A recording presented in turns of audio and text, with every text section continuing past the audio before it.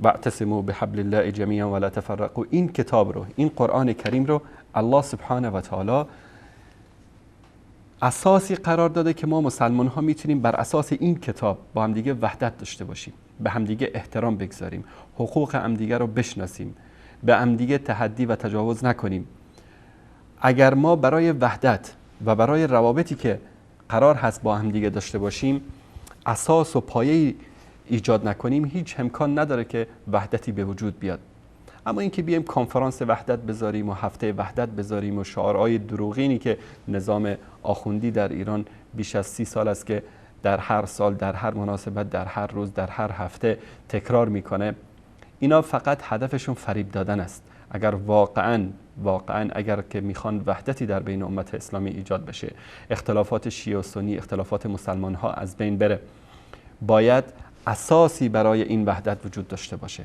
ما بارها اعلان کردیم و بازم تکرار میکنیم که بیایید هدف رو مشخص بکنیم، بیایید اساس این وحدت رو پایه‌ریزی بکنیم.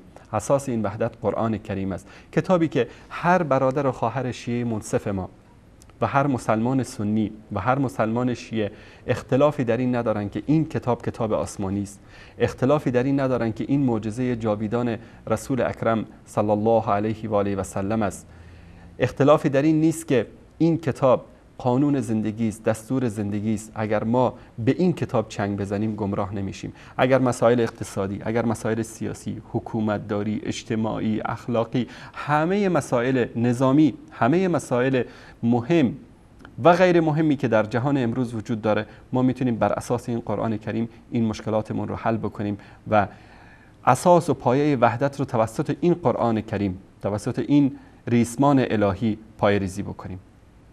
به خاطر همین ما بارها در مناسبت‌های مختلف این رو تکرار کردیم که آخوندهای رافضی، این دشمنان وحدت امت اسلامی، این دشمنان اهل بیت پیامبر، این دشمنان اصحاب پیامبر، این دشمنان اسلام، این دشمنان قرآن، اعتقادی به این قرآن که کتاب آسمانی ماست ندارند.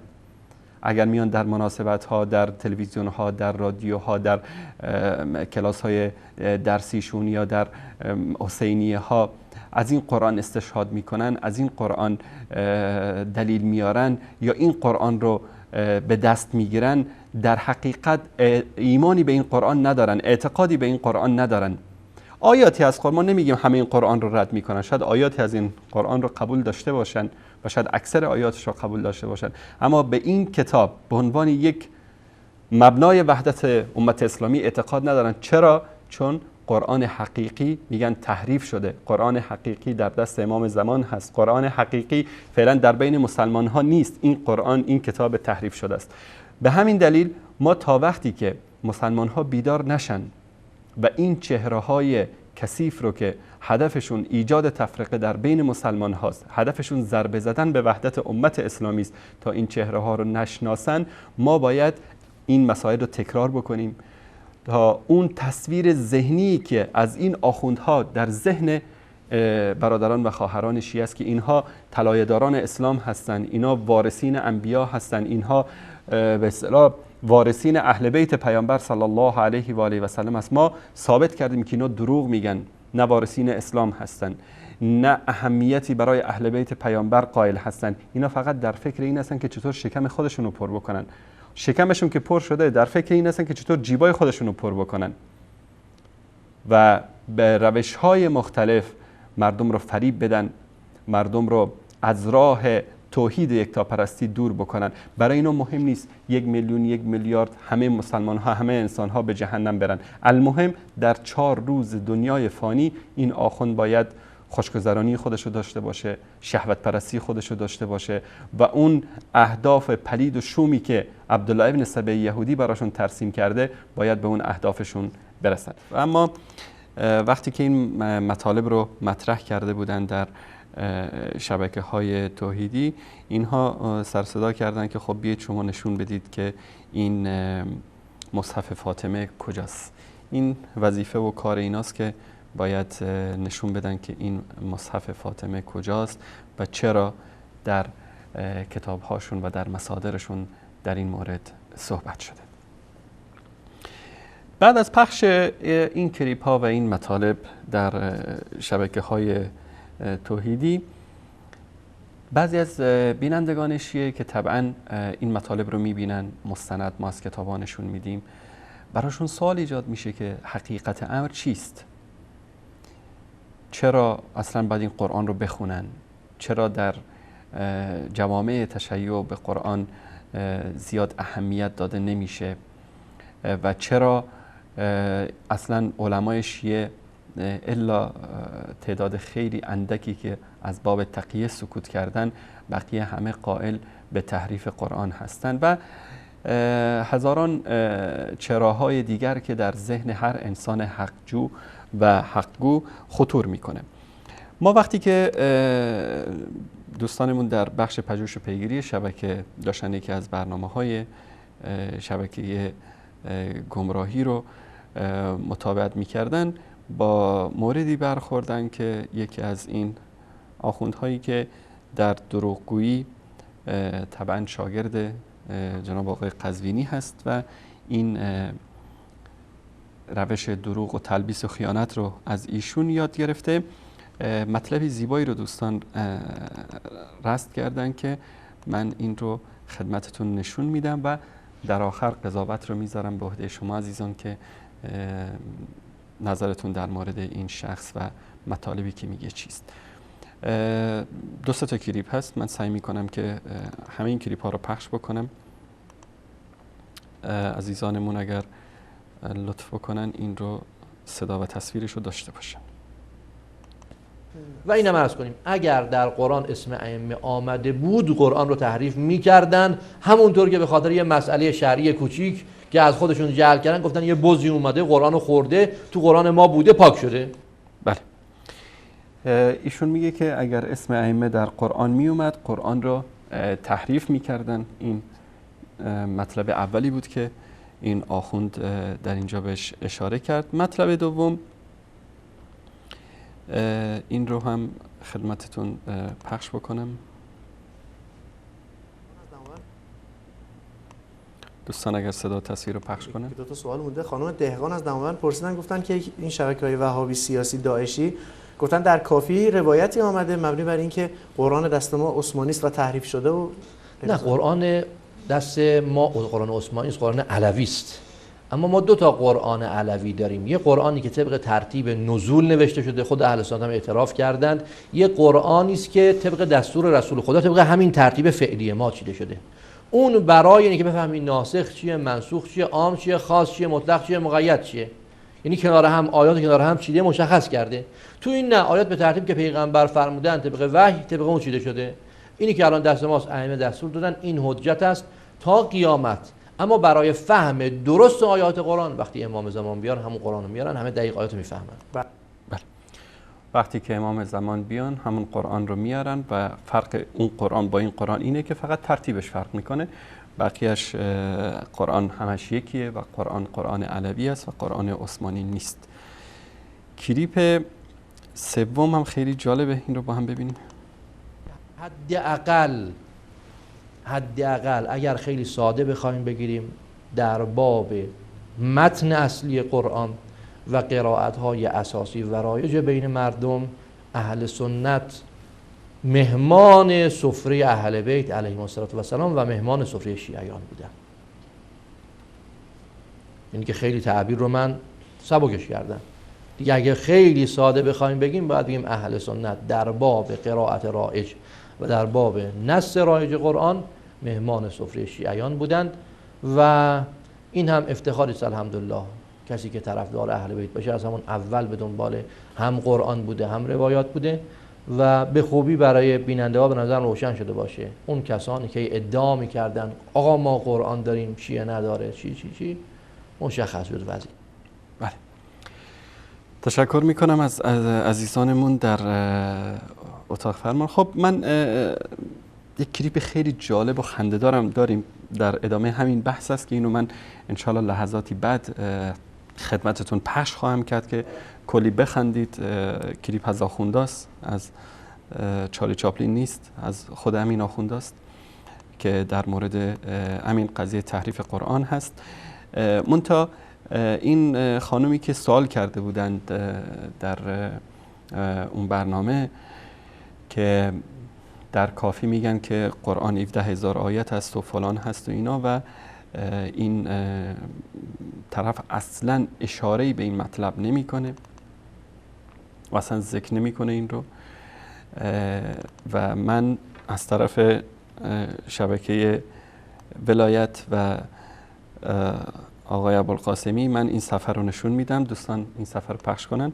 این اصول کافی است، این در جلد 6 روایت 28 در صفحه 478 که میگه ان القرآن الذي جاء به جبرئیل علیه السلام الی محمد صلی الله علیه و آله و سلم 17,000 آیه. راستی قرآنی که جبرئیل برای محمد آورد صلی الله علیه و سلم 17,000 آیه بوده است. تشکر میکنم از عزیزان. من همین روایت رو هم از نسخه‌ای که ما در کتابخانه‌مون داریم، در کتابخانه وصال حق، از اینجام خدمتتون نشون بدم. نسخه ما نسخه عربی است بدون ترجمه فارسی. موسوعه الکتب الاربع، اصول الکافی، جلد 1 تا 2، ثقة الاسلام محمد ابن یعقوب کلینی، در 2 جلد کلا جمع کردن اینجا. در کتاب فضل القرآن صفحه 657 اینجا به شکل تسلسلی آورده شماره احادیث رو، اونجا هر باب رو به تنهایی شماره گذاری کرده. در اینجا این روایت هست از علی ابن الحکم عن هشام بن سالم عن ابی عبدالله ان قرآن الذي جاء به جبرئیل الی محمد صلی الله علیه و آله و سلم 17,000 آیه. قرآنی که به محمد صلی الله علیه و سلم نازل شده 17,000 آیه است. تشکر میکنم از عزیزانمون در اتاق فرمان. بعد اخیراً هم در چاپ جدیدی که از اصول کافی در ایران داشتن همین رو آوردن، مطلب رو تحریف کردن. گفتن ان ابی عبدالله ان قرآن الذي جاء به جبرئیل الی محمد صلی الله علیه و آله و سلم 7,000 آیه، 7,000 آیه است در کتاب اصول کافی در جلد 4 چاپ جدیدی که در ایران شده در صفحه 634. تشکر میکنم از عزیزان.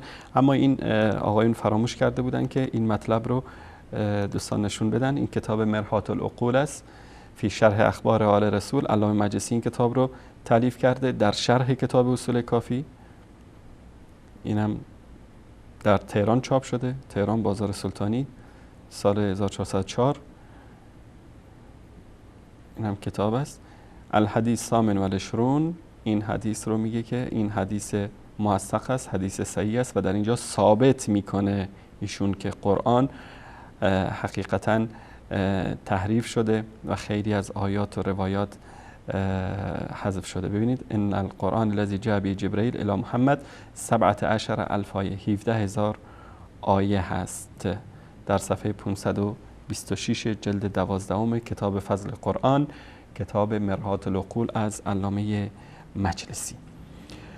حالا میپردازیم به مطالب مهمی که این آخوند در جوابی که به این بیننده داشت که میگه اصلا آیات قرآن تحریف نشده، قرآن کم و زیاد نشده، منتها 2 قرآن است، فقط ترتیب نزول آیات آنچه که فعلا در دست ماست با آنچه که در دست امام زمان است فقط ترتیب این آیات فرق میکنه. قرآن همون قرآنه و تحریف نشده. و ما از کتابای خودشون احادیث صحیح خودشون ثابت کردیم خدمتون که نخیر، اعتقاد به قرآنی دارن که تقریبا حدود 11,000 آیه بیشتر از این کتاب هست، یعنی 11,000 آیه بیشتر داره.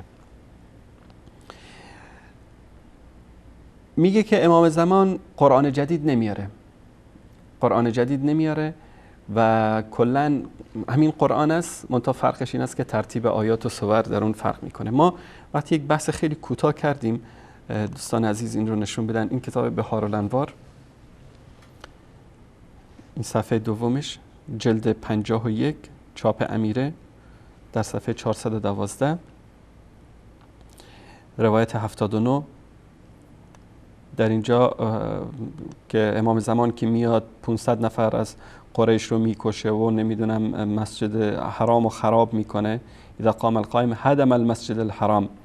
امام زمان که بیاد مسجد الحرام رو خراب میکنه، حتی یارد الی اساس تا به اساسش برگردونه و گفتیم اساسش همینه که به کوفه برمیگردانه.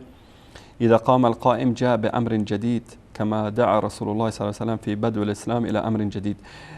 امام زمان که بیاد کلا یک قوانین جدید میاره، همونطوری که پیامبر صلی الله علیه و سلم امر جدید آورده بود و بین مردم به حکم آل داوود حکم میکنه، یعنی به حکم بنی اسرائیل حکم میکنه.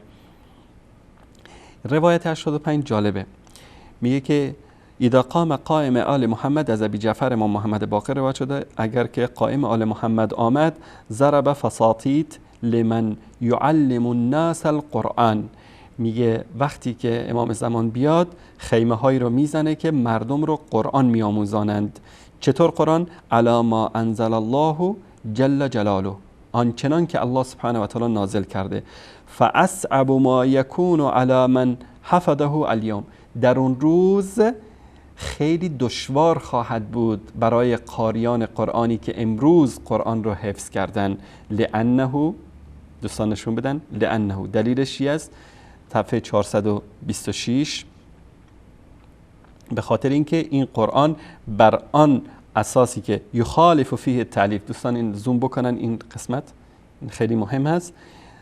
میگه که فاصعب ما یکون علی من حفظه الیوم لانه یخالف فیه التألیف، میگه که برای حافظان قرآنی که امروز قرآن رو حفظ کردن خیلی مشکل خواهد بود. چرا؟ یخالف فیه تألیف، که فرق میکنه در تألیف، نه در ترتیب، در تألیف.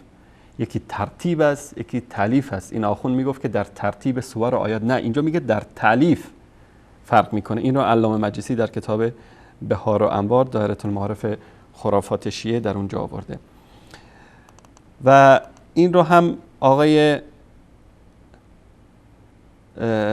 طبرسی در کتاب خود دوستان نشون بدن، نفس الرحمن فی فضائل سلمان، میرزا حسین نوری طبرسی، جواد قیومی اصفهانی رو تحقیق کرده و در ایران هم چاپ شده. میدان انقلاب، خیابان اردیبهشت، کوچه نوروز، در اینجا در صفحه 131 باب دوم میگه، از روایت طولانی است، بعد شیخ طوسی میگه اینو روایت کرده در کتاب غیبه از ابی عبدالله امام جعفر صادق، اتق العرب فإن لهم خبر السوء، عرب رو بگید که بترسن که برای اینا خبری بدی دارم. اما انه لا یخرج مع القائم علیه السلام منهم واحد، یک نفر از عربم با امام زمان خروج نمیکنه.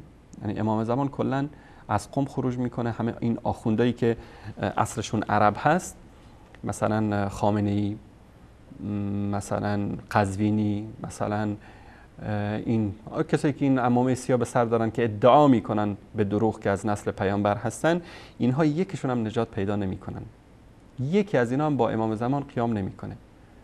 همه اینایی که عمامه سیاه دارن، سید فلانی، سید فلانی، سید فلانی، با این اسم سید مردم رو فریب میدن، اینا همه از لشکر دجال هستن که با دجال ظهور میکنن و اینا با امام زمان ظهور نمیکنن. اینطوری در کتابشون نوشته، به ما مربوط نیست.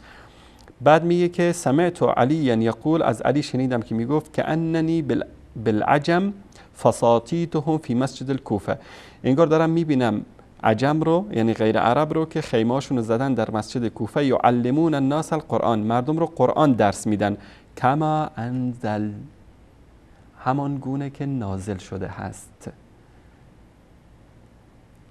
چی میگه؟ قلت یا امیر المؤمنین اولیس هو کما انزل، این قرآنی که الان دست ماست آنگونه نیست که نازل شده؟ فقال لا. آقا ابوالقاسم اینجا توجه بکن، میگه که ترتیب و نمیدونم شأن نزول و خرابیتی که داری به خورده مردم میدی. اینجا چی میگه؟ لا محی عنه 70 من قریش به اسمائهم و اسماء آبائهم. یکی از کارهایی که در این قرآن شده، 70 نفر از قریش که اسم خودشون، اسم پدراشون در قرآن بود، اینا رو پاک کردن. و ما ترک ابو لهب الا لإذراء علی رسول الله صلی الله علیه و آله لانه عمه. این که اسم ابولهب رو در سوره لهب گذاشتن تبت ید ابی لهب، اینا فقط به خاطر توهین به پیامبر بوده که بگن که بله اسم عموی پیامبر در قرآن ذکر شده. بعد در روایت بعدی حسین ابن عمدان به سند با سند یأتی عن نبی صلی الله علیه و سلم، از پیامبر صلی الله علیه و سلم روایت میکنه که انه قال معاشر قریش تضربون العجم على اسلام هذا والله ليذرونكم على عودا الى ان قال لو فقد الاسلام في الارض لوجد في حجر او حجر ولو بلغ الى عنان السماء لما نال له الا اولاد فارسی. اگر که این قرآن امروز شما میگه عجم رو میزنید، فارسا رو میزنید، به خدا اونا شما رو خواهند زد با چوب. و اگر که این به اصطلاح اسلام به آسمان هم برسه، کسی از اولاد فارس ها اون رو به دست میاره. اینجا وقتی که قضیه توهین به عرب هست، فارس ها رو برتری میدن. بعد در جای دیگه میان میگن که زبان اهل جهنم زبان فارسی هست و اگر یک انسان عربی از دنیا میره، این انسان رو میبرن در جهنم و در اونجا چیکار میکنن؟ بهش فارسی یاد میدن تا فارسی صحبت بکنه. این مطلب در کتاب الکافی اومده، دوستان نشون بدن. این الکافی جلد 1 و 2، اینم شناسنامش، صفحه 347 میگه کسی از عرب ها فوت کرده بود، از قبیله خالد ابن ولید بود. جوانی آمد پیش حضرت علی، گفت که دایم فوت کرده، گفت که براش ناراحتی، گفت الان زندهش میکنم. زنده کرد، خلاصه از قبر ایشون بیرون اومد، شروع کرد به فارسی صحبت کردن.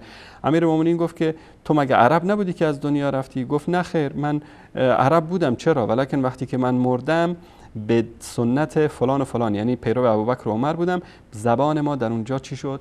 برگشت. عرب بودیم، تو جهنم شدیم فارسی زبان. آقای اینم جناب میرزا ابوالحسن شعرانی که این رو تحقیق کرده، از مولا محمد صالح مازندرانی شرح اصول کافی رو اومده شرح کرده، کتاب کافی و اصول و روزه رو از کلینی رو شرح کرده. در صفحه 205 در ذیل همین حدیث میگه که الظاهر ان اهل النار یتکلمون کلهم بلسان فارس. چیزی که ظاهر می شود این است که اهل فارس همهشان به زبان فارسی صحبت می کنند و ان کانوا عربیان، ولو این که عربی باشن. اهل نار جهنمیا همشون فارسی صحبت می کنن ولو این که عرب باشن. و اهل الجنه یتکلمون بلغت العرب و ان کانوا من اهل الفرس، و در جنت همه عربی صحبت می کنن ولو این که از اهل فرس باشن. این تناقضاتی است که در کتاب های اینا وجود داره. جایی که بخوان عرب رو بزنن این روایت رو، اون روایت رو میارن، جایی که بخوان فارسا رو بزنن این روایت رو میارن. خلاصه هدف اینا چیه؟ یکی رو به جان دیگری بنداز و در بینش برای خودشون بیان و در اونجا سرمایه گذاری بکنن و مردم رو فریب بدن. این که ثابت کردیم که امام زمان کلا قرآن جدید میاره، قرآنی که تألیفش با تألیف این قرآن کلا فرق میکنه، نه اینکه ترتیبش فرق بکنه، تألیفش فرق میکنه. مطلب بعدی آیاتی که در قرآن تحریف شده. اینا آیاتی رو در کتابای خودشون آوردن که بابی از دوستان عزیز این رو نشون بدن. اصول کافی، سقط الاسلام محمد ابن یعقوب کلینی، این هم شناسنامش، باب 165 صفحه 311. دوستان باب 165 این کتاب رو یادداشت بکنن، چون من اینجا فقط بعضی از روایات رو میخونم به خاطر وقت. باب فیه نکت و نطف من التنذیر فی الولایه. در اینجا دیدید که این آخوند ابوالقاسمی گفت که اگر که قرآن در اسم ائمه در قرآن ذکر میشد قرآن رو تحریف میکردن. این بدبخت جاهل بی سواد خبر نداره که تو کتابای خودشون گفتن که اسم ائمه در قرآن بوده، تحریفش کردن. و در این باب شما اگر برید مطالعه بکنید، یکی از بابهای مهم کتاب اصول کافی است، بزرگترین بابش هست، بیشترین روایات رو که در باب تحریف در این کتاب میتونید ببینید. دوستان نشون بدن این رو. این صفحه 311 312 ببینید چی میگه. و من یطع الله و رسوله فی ولایت علی و ولایت الائمه من بعده فقد فاز فوزا عظیما. آیه احزاب، آیه 71 سوره احزاب. هاکذا نزلت، این گونه نازل شده. و ما کان لکم. ببینید میگن که والا این اسمای ائمه که قرآن رو تحریف میکردن، اینجا میگه هاکذا نزلت، این گونه نازل شده. آقای ابوالقاسمی کمی خجالت بکشی، کمی حیا کن، برو این کتاباتون رو بخون. ای افتادید در پی بخاری مسلم، برو یکم کتاباتون رو بخونید تا این سوتی ندید، جهل و بیسوادی خودتون رو به نمایش نگذارید. به قول استادتون که اینجا زمان عصر تکنولوژی است، هر حرفی که شما میزنید اینا برای شما میشه که از این استفاده کرد. برو اینجا نگاه کن که تو کتاب خود نوشته هاکذا نزلت، این گونه نازل شده، اسم علی بوده در قرآن. بعد این صفحه 313 همچنین روایت ها داره در اینجا که اسم ائمه ذکر شده بوده، فاطمه و حسن و حسین و اینجا هم ببینید این روایت خیلی جالبه. ولقد عهدنا الى آدم من قبل کلمات فی محمد و علی و فاطمه و الحسن و الحسین و الائمه علیهم السلام من ذریتهم فنسی. تا اینجا آیه سوره طه، آیه 115. هاکذا والله نزلت علی محمد. دوستان زوم بکنن چشمای کور این ابوالقاسم ببینه این رو. هاکذا والله نزلت علی محمد، به خدا میگه والله به خدا این گونه نازل شده. اسم فاطمه ببینید، ولقد عهدنا الی آدم من قبل کلمات فی محمد و علی و فاطمه و الحسن و الحسین و الائمه من ذریتهم فنسی هاکذا والله نزلت. سوره زخرف ببینید میگه این آیه اینطوری بوده، میگه که انک علی ولایت علی و علی هو الصراط المستقیم. روایت بعدی چی میگه؟ قال از عمار روایت میکنه که از امام باقر عن ابی جعفر نزل جبرئیل، میگه جبرئیل نازل شد به هذه الآیه، این آیه را، علی محمد هاکذا، این آیه را این گونه به محمد نازل کرد. بئس ما اشتروا به انفسهم ان یکفروا بما انزل الله بغیا. این رو میگه اینطوری نازل کرد. سوره بقره آیه 90 این میگه این آیه رو اینطوری نازل کرد. در صفحه بعدی در صفحه 315 و این کنتم فی ریب مما نزلنا علی عبدنا فی علی فأتوا بسوره من مثله، پس اسم علی بوده. در روایت 26 میگه. در روایت 27 نزل جبرئیل علی محمد صلی الله علیه و آله و سلم به هذه الآیه اکد، جبرئیل بر محمد این آیه رو اینگونه نازل کرد. یا ایها الذین اوتوا الکتاب آمنوا بما نزلنا فی علی نورا مبینا.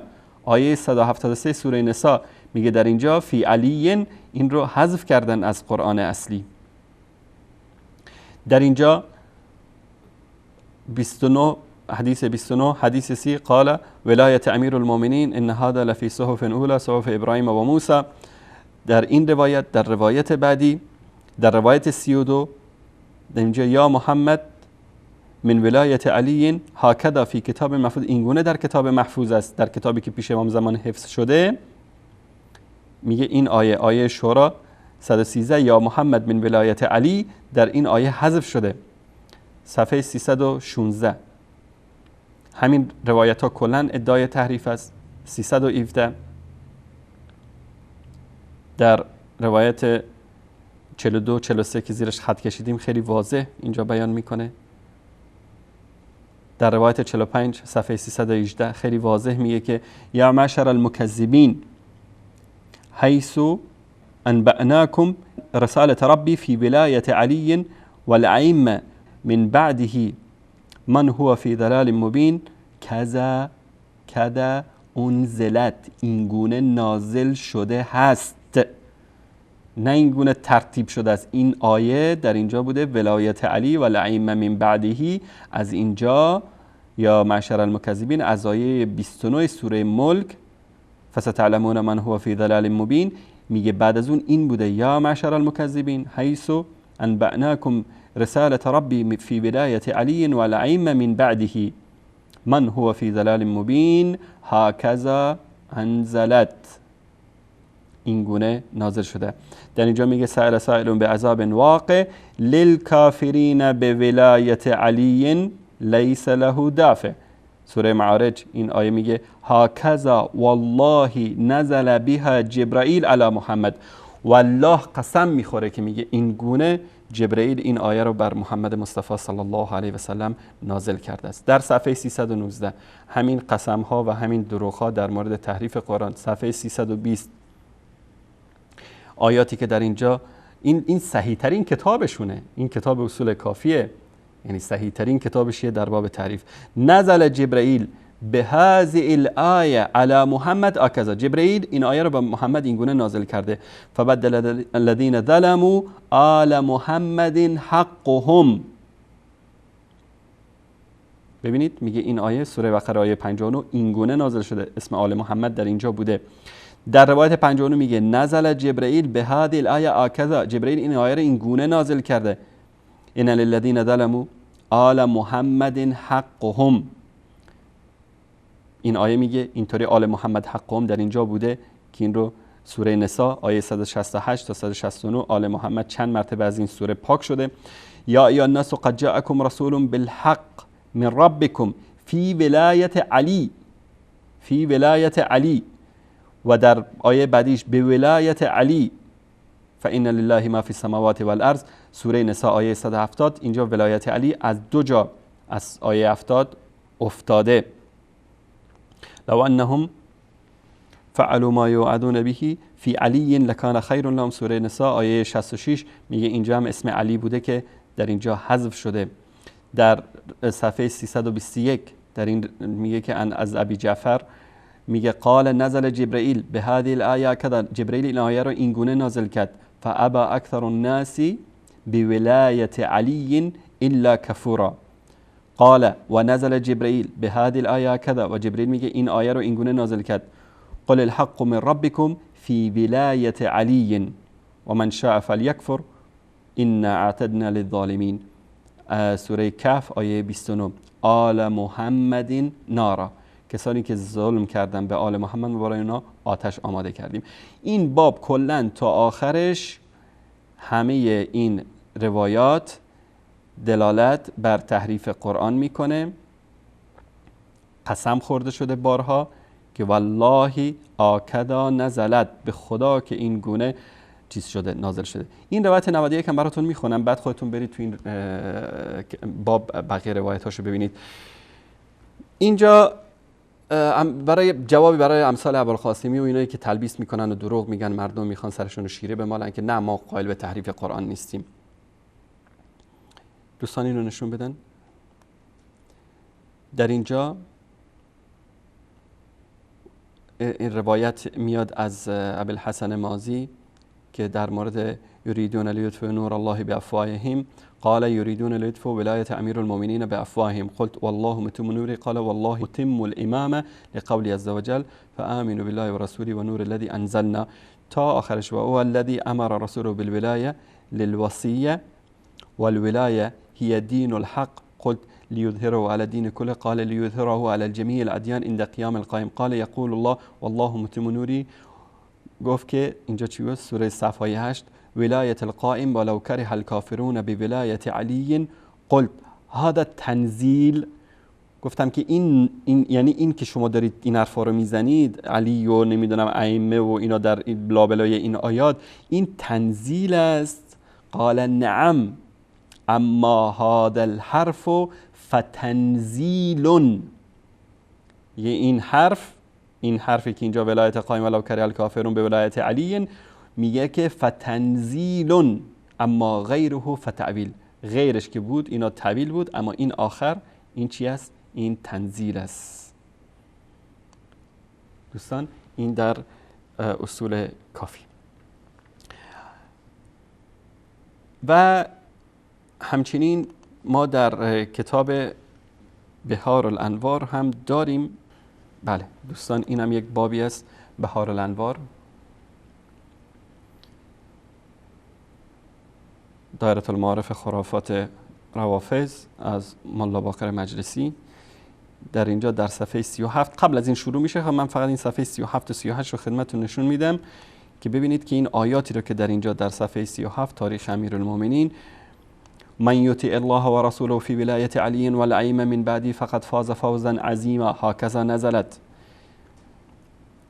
دیگر نیاز به ترجمه نیست. فتعلمون من هو فی دلال مبین یا معشر المکذبین حیث آتاکم رسالة ربی فی علی و الائمه من بعدی هکذا انزلت. این گونه نازل شده است. سأل سائل بعذاب واقع للكافرين بولاية علي ليس له دافع ثم قال والله نزل بها جبريل على محمد. این گونه جبرئیل بر محمد صلی الله علیه و سلم نازل کرده. نزل جبرئیل بعد الهای آکدا. جبرئیل این آیه را این گونه نازل کرده. یا ایها الذين اوتوا الكتاب آمنوا بما نزلنا على عبدنا في علی نورا مبینا. این گونه نازل شده. و این کنتم فی ریب مما نزلنا على عبدنا في علی ابن ابی طالب فأتوا بسورة من مثله. این آیه این گونه نازل شده. پر این باب دوستان عزیز، این باب کتاب بهارالانوار پر تاریخ امیرالمومنین صفحه 37 صفحه 38. در اینجا اگر ببینید در بعضی از چاپ ها صفحه 58 جلد 35 این صفحه جلد 59 صفحه 35 کلا اینجا روایت هایی رو آوردن که دلالت بر تحریف قرآن میکنه. خب اگر من بخوام فقط در رابطه با تحریف قرآن، بارها گفتم، و سندهایی که در کتب اینا وجود داره صحبت بکنیم، 3 ساعت رو اگر اختصاص بدیم و طول سال در این مورد صحبت بکنیم، تنها از کتاب فصل الخطاب فی اثبات تحریف کتاب رب الارباب از یکی از اسطوانه های معروف اینها، که این کتاب کلن اومده اثبات میکنه، یعنی 1-2 حدیث رو جمع کردن در این کتاب که اثبات میکنه که قرآنی که در نزد ما هست این قرآن تحریف شده است و این یکی از نشانه های دشمنی که با کتاب الله در این دین و در این مذهب وجود داره. تفاسیرشان مملو هست از این مطالب.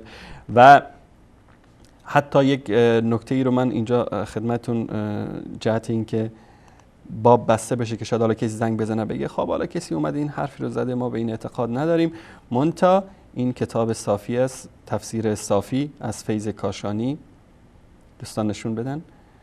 اینم شارع سید عباس موسوی در ایران، اینم چاپ شده، در سوریه چاپ شده، میبخشید در بیروت و در سوریه چاپ شده. و در صفحه 34 میگه و اما ولیکن اعتقاد مشایخنا فی ذلک فالظاهر من ثقة الاسلام. در مورد تحریف قرآن صحبت میکنه و اعتقاد مشایخ ما میگه در رابطه با تحریف قرآن از ثقة الاسلام محمد ابن یعقوب کلینی انه کان یعتقد التحریف و النقصان فی القرآن. اعتقاد به تحریف و نقصان در قرآن داشت، لانه روا روایت فی هذا المعنى. همین روایتی که لحظاتی پیش نشونتون دادم، این روایات رو میگه در کتابش آورده فی کتاب الکافی، در کتاب کافی، ولم یتعرض للقدح فیها، و این روایات رو رد نکرده، مع انه ذکر فی اول کتابی انه کان یثق بما رواه فیه.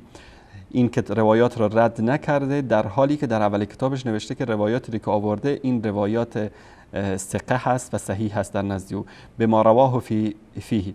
و کذالک استاده علی ابن ابراهیم قمی، استاد کلینی علی ابراهیم قمی میگه که تفسیره مملوء منه وله غلو فی. علی ابن ابراهیم قمی تفسیرش مملو از آیاتی است که اثبات تحریف میکنه و در این امر غلو هم داره. و کذالک شیخ احمد ابن ابی طالب الطبرسی فانه ایضا نسج علی منوالها فی کتاب الاحتجاج. میگه در کتاب احتجاج آقای طبرسی هم روایاتی رو آورده که در قضیه اثبات تحریف قرآن آورده. این اصل کتاب فیض کاشانی است، تفسیر صافی. در ایران اومدن خیانت کردن در این مطلب، این تفسیر صافی رو ترجمه کردن و در اینجا نظر شیخ کلینی گفتن ثقة الاسلام محمد ابن یعقوب کلینی به وجود تحریف و نقصان باور دارد، چون روایاتی را در این باره در کتاب خود کافی نقل کرده و به نقد آنها پرداخته است.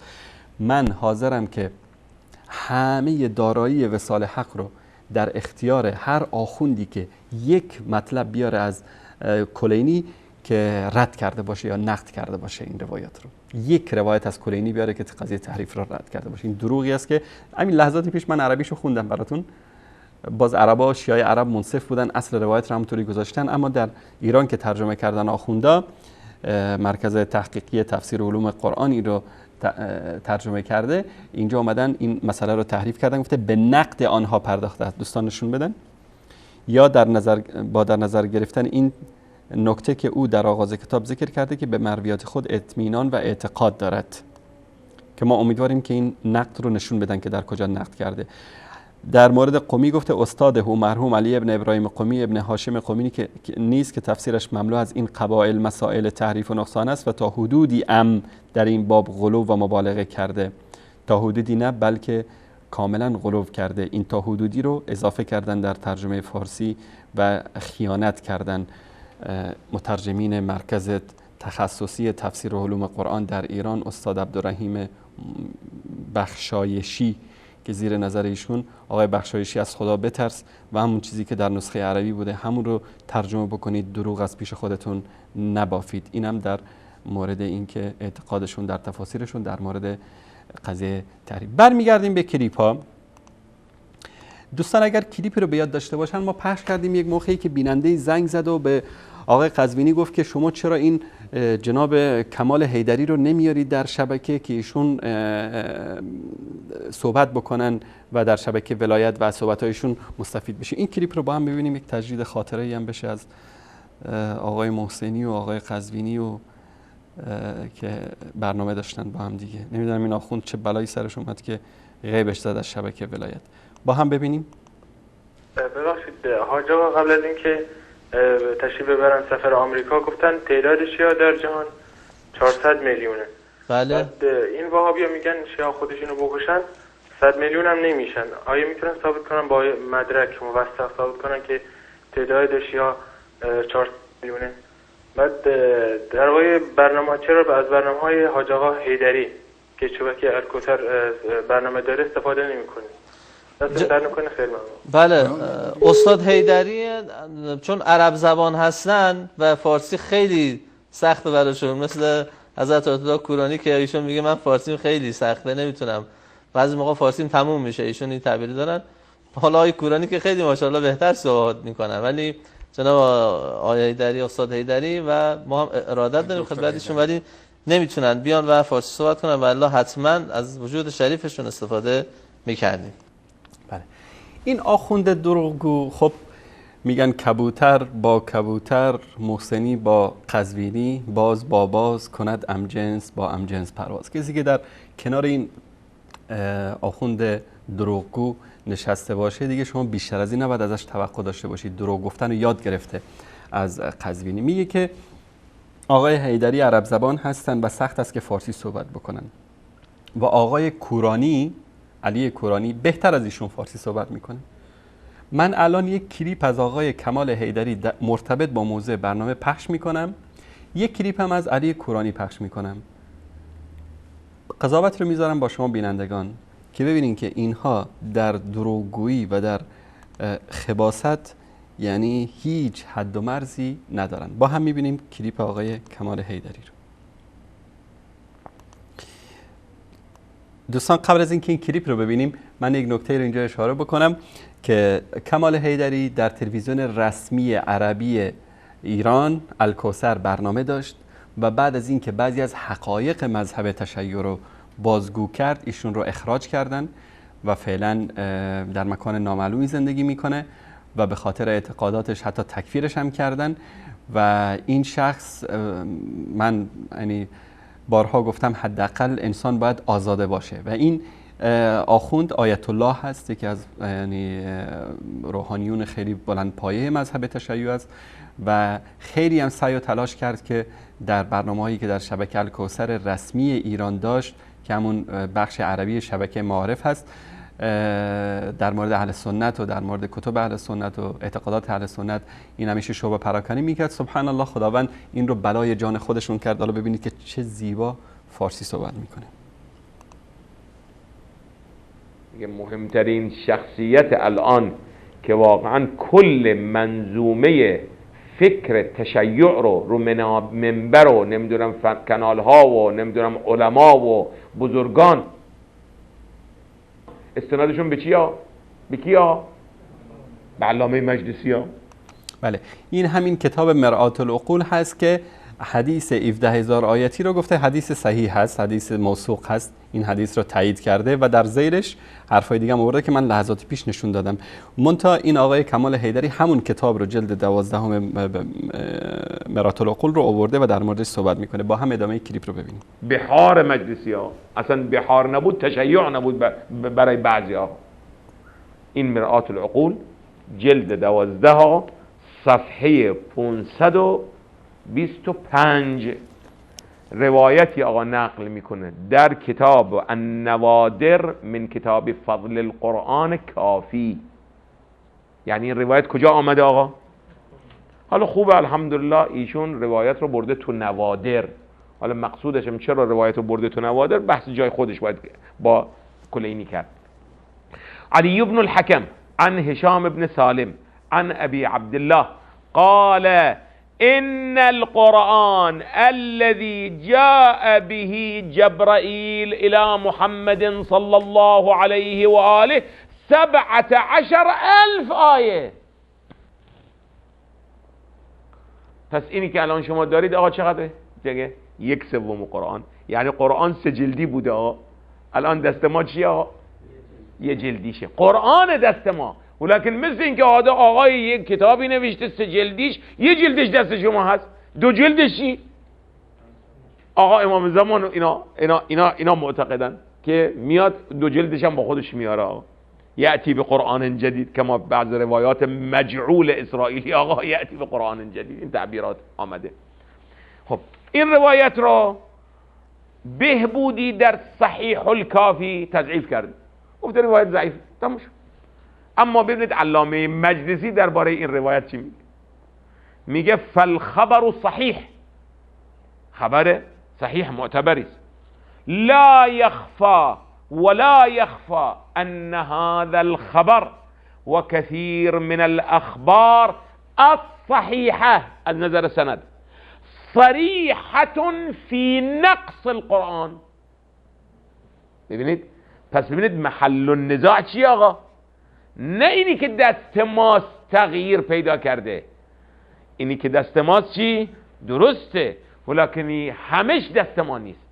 صریحة فی نقص القرآن و تغییره، این عطف تفسیر بر نقص، مقصود از نقص التغییر یعنی چی؟ نقص قرآن.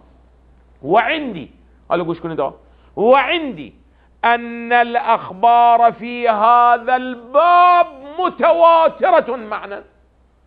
خب دیگه خودتونم در منطق خوندید آقا، تواتر مفید چی آقا؟ یقینا دیگه از اولیات آقا، از بدیهیات آقا. دیگه شما یقینیات 6 دارید، یکی از یقینیات چی آقا در منطق؟ ها؟ المتواترات. ایشون میگه آقا متواتر. و طرح جمیعها، لازمش اینه، گوش کنید، ولكن وفي هذا الباب وهي لا تقصر عن اخبار الامامه. یعنی اگر ما 1000 روایت در امامت داریم، چطور امامت اصل از اصول اعتقاد امامیت شده؟ این روایاتم علی حد روایات چیه؟ امامه. یعنی باید اصل از اصول چی بشه؟ ها؟ اعتقادات امامیه بشه که این قرآن کامله یا ناقصه. یعنی نسخه کامل دست ما رسید یا نسخه ناقصش. خیلی عبارت مهمیه. اینم علامه مجلسی. پس اینطور نیست که آقا فقط روایاتی در کتاب ها آمده. ببینید آقا، این یکی از فرقهای مهمیه بین اهل سنت و بین شیعه. حالا امکان داره شما پیدا کنید 1 2 تا 3 تام در اهل سنت قبول کرده، ولکنه بزرگانشون نیستن، اونا رد کردن. روایاتشون کتاباشون هست. اینطور نیست که ما اونا بتونن فقط به ما بگن آقا تو کتاباتون پر آقا روایات چی. حالا امکان داره ما بیشتر باشه، ولکنه میخوام بگم اینطور نیست که روایات اونها هم مبرا باشه. نه اینطور نیست آقا، اونها هم تو روایاتشون خوندیم برای شما دیگه، روایات هم معتبر هم هست آقا. اینجا آقا این سوال مطرح میشه که انشاءالله برای هفته آینده، و اون اینه جوابش برای هفته آینده، و اون اینه که آقا این امثال این مسائل، یعنی تحریف قرآن، یعنی سهو النبی، یعنی نوم النبی، یعنی مسائل 10 مسئله دیگر. اینها ریشه هاش کجاست؟ چطور در معارف دینی ما وارد شده که ما اگر ریشه یابی نکنیم بینی و بین الله، اگر اینجا توانستیم فرار کنیم یا یه طوری جواب بدیم، جاهای دیگه میمونیم آقا، نمیتونیم جواب بدیم.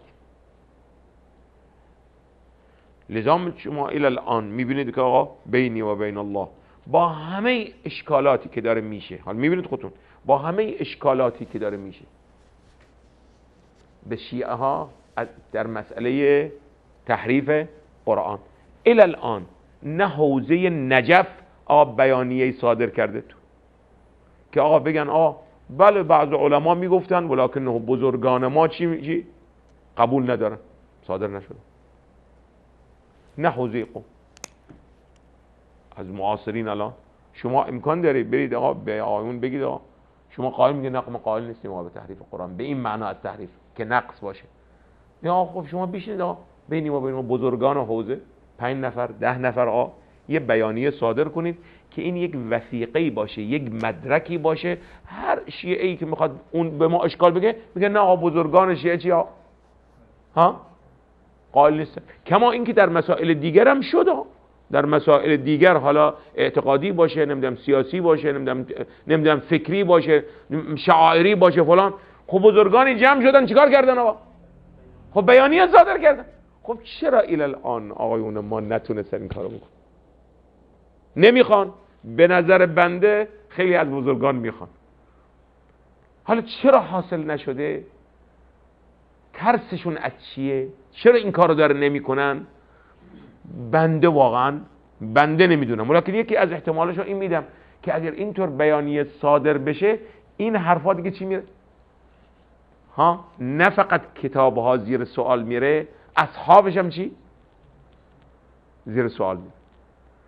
که حتی به اینها بی احترامی نشه این بیانیه ها چی داره صادر نمیشه.